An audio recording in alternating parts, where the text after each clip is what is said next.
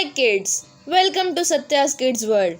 पंचतंत्र की कहानियों की इस सीरीज में प्रस्तुत है हमारी 5वीं कहानी, संगीतकार की नियति।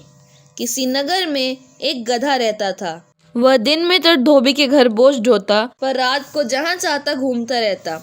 भोर होने पर मार के डर से अपने आप वापस लौट आता। उसके लौटते ही धोबी उसे बांध दिया करता। एक रात जब वह इसी तरह घूम रहा था, उसकी मुलाकात एक सियार से हुई। कुछ ही समय में दोनों के बीच दोस्ती हो गई। गधा इतना तगड़ा हो गया था कि वह बाड़ घेरा तोड़कर ककड़ी के खेत में घुस जाता और जी भरकर ककड़ियाँ खाकर निकलता था। सियार तो था ही ककड़ी का शौकीन। दोनों पेट भरकर खाते और भोर होने के पहले ही डकार लेते हुए अपने ठीहे पर चले जाते। रोज का यही नियम सा बन गया था। गधों को भी संगीत से कुछ प्रेम होता है। इस गधे को इसका कुछ अधिक ही शौक था। एक दिन उसे गाने की इतनी तलब उठी कि ककड़ी खाना छोड़कर सियार से कहने लगा, भांजे देखो तो कितनी उजली रात है, मुझे गाने की तलब सता रही है। इतने सुहावने मौसम में मैं गाना गाए बिना रह ही नहीं सकता। तुम जिस राग में कहो मैं उसी में गाने को तैयार हूँ। सियार ने कहा, मामा जी क्यों बेकार की झंझट मोल ले रहे हो? हम लोग इस समय चोरी करने आए हैं। चोरों को चुप्पी साध कर और आंख बचाकर अपना काम करना चाहिए। अच्छा होगा तुम इस समय चुप्पी लगाए रहो। कहा तो यह गया है, जिंदगी से लगाव हो तो जिसे खांसी आती हो उसे चोरी नहीं करनी चाहिए और रोगी को जीभ नहीं चलानी चाहिए। और तुम हो कि चोरी करते समय गाना गाने की बात कर रहे हो। फिर तुम्हारा तो स्वर भी फटा हुआ है। शंख की आवाज़ की तरह तुम्हारी आवाज़ दूर से ही सुनाई पड़ जाती है।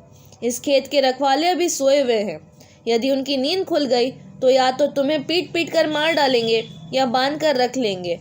कुशल इसी में है कि इस समय तुम संगीत की बात भूल जाओ और मज़े से अमृत जैसे मीठी ककड़ियाँ खाओ। गधे ने कहा, तुम ठहरे जंगली, तुम्हें क्या पता कि संगीत का आनंद होता क्या है। जानते होते तो इतनी बेसिर पैर की बातें न करते। जानते हो, शरद का उजाला पक्ष हो, ऐसे माहौल में गाए जाने वाले संगीत रस का पान किसी किसी के भाग्य में ही लिखा होता है। सियार बोला, मामा जी तुम कहते तो पते की बात हो, पर गाते बहुत बेसुरा हो। तुम्हें गाना तो आता नहीं, गाने के नाम पर रेखने लगते हो, इसलिए अपनी मिट्टी खराब करने से क्या लाभ। वह गधा ही क्या जो समझाने बुझाने पर अपनी राय बदल दे। गधे ने जवाब दिया, तुम सोचते हो कि मुझे गाना नहीं आता, तो सुनो मैं बताता हूँ कि संगीत के कितने भेद होते हैं। यह कहकर उसने संगीत शास्त्र के नाम पर जो कुछ रटा और जाना था उसे लेकर बैठ गया। सुनो, स्वरों के 7 भेद होते हैं। इनके 3 समूह होते हैं जिन्हें ग्राम कहा जाता है। 21 मूर्छनाएं होती है, 49 ताल होते हैं। स्वरों की 3 मात्राएं होती हैं और 3 लय होते हैं। स्वरों के 3 उद्गम स्थान होते हैं। यति के भी 3 भेद होते हैं। आ से प्रारंभ 6 प्रकार के होते हैं और रसों की संख्या 9 होती है। रागों के 36 भेद बताए गए हैं और भावों के 40 भेद। अरे नालायक, संगीत को 5वां वेद कहा गया है और इन 185 भेदों वाले संगीत के जनक भरत मुनि हैं।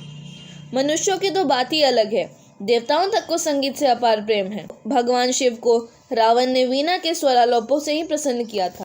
गधों का शास्त्रीय पक्ष कितना प्रबल हो सकता है, इसका बोध कराने के बाद गधे ने फिर गधों जैसी बात की। भांजे, मेरी जानकारी इतनी अच्छी है पर तुम मुझे गाने से रोक रहे हो, आखिर इसका कारण तो बताओ।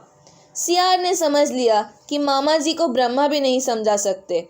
उसने कहा, यदि ऐसी बात है तो मैं घेरे के बाहर चला जाता हूँ। मैं रखवाले पर नजर रखूंगा और तुम मेरे से आलाप लेना। सियार तो यह कहकर बाहर हो लिया। इधर गधा जोर जोर से रेखने लगा। अब क्या था, रखवाले ने उठाया डंडा और क्रोध से पागल सा होकर गधे की ओर दौड़ा। उसने गधे की जमकर पिटाई की और वह वहीं लुढ़क गया। पिटाई पूरी हो जाने के बाद रखवाला एक ओखली लाया जिसकी पेंदी बोल गई थी।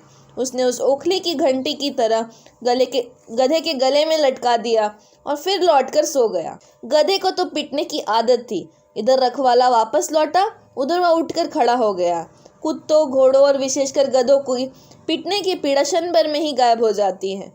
अब वह उस ओखली को लिए दिए घेरा तोड़कर भागने लगा। सियार ने दूर से ही यह दृश्य देखा तो उसकी दशा पर हंसने लगा। तो बच्चों, कैसी लगी ये कहानी? ऐसे ही अन्य कहानियों के लिए हमारे चैनल को सब्सक्राइब करें। वीडियो अच्छी लगी हो तो उसे लाइक करें, शेयर करें। Thanks for watching.